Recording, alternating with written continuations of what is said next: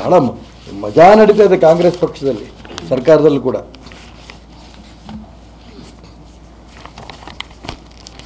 ನಾನು ಯಾವುದು ಕೊಡ್ತಾರೆ ನಾನು ಹೇಳ್ತಿಲ್ಲ, ನೀವು ಪತ್ರಿಕೆಗಳು ಬಂದಿದ್ದು ಹೇಳ್ತಾ ಇದ್ದೀನಿ.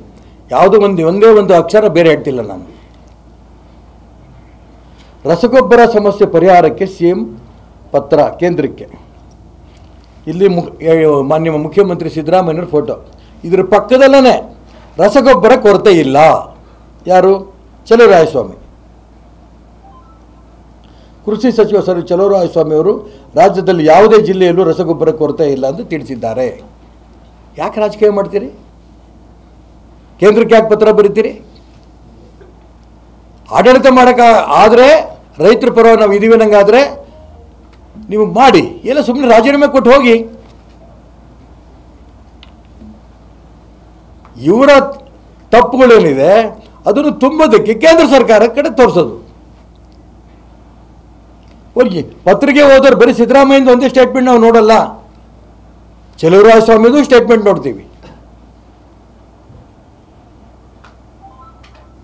ಹಿಂಗೆ ದ್ರೋಹ ಮಾಡೋಂಥ ವ್ಯವಸ್ಥೆ ಇದೆಯಲ್ಲ, ಇದು ಯಾವುದೇ ಕಾರಣಕ್ಕೂ ಕೂಡ ಈ ರಾಜ್ಯದ ರೈತರು ಕೂಡ ಕ್ಷಮಿಸಲ್ಲ. ಒಂದು ಕಡೆ ಪರಿಶಿಷ್ಟ ಜಾತಿ, ಪರಿಶಿಷ್ಟ ವರ್ಗ, ಹಿಂದುಳಿದ ವರ್ಗದ ದ್ರೋಹ, ಮತ್ತೊಂದು ಕಡೆ ನೇರವಾಗಿ ರೈತರಿಗೆ ಮೋಸ. ಎಲ್ಲಿ ಹೋಗ್ತಾ ಇದೆ ಹಾಗಾದ್ರೆ ರಸಗೊಬ್ಬರ? ಕಾಳಸಂತೆಯಲ್ಲಿ ಹೋಗ್ತಾ ಇದೆಯಾ? ಅದರದ್ದೇನೋ ಶೇರ್ ನಿಮಗೆ ಬರ್ತಾ ಇದೆಯಾ?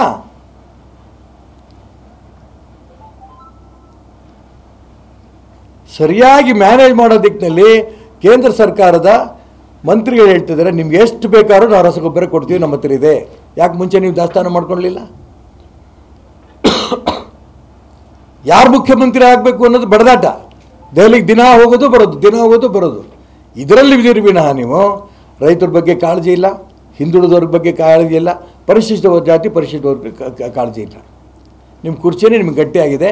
ಅದಕ್ಕೋಸ್ಕರ ರಾಜ್ಯದ ರೈತರಾಗಲಿ, ಹಿಂದುಳಿದ ವರ್ಗದವರಾಗಲಿ, ದಲಿತರಾಗಲಿ ಜಾಗೃತಿಯಾಗಿ ನಿಮ್ಮ ತಿರುಗಿ ಬೀಳೋಕ್ಕಿಂತ ಮುಂಚೆ, ದಂಗೆ ಹೇಳೋಕ್ಕಿಂತ ಮುಂಚೆ ಈ ದಿಕ್ಕಿನಲ್ಲಿ ಒಳ್ಳೆ ಆಡಳಿತ ಕೊಡಬೇಕು ಒತ್ತಾಯ ಮಾಡ್ತೀನಿ ನಾನು.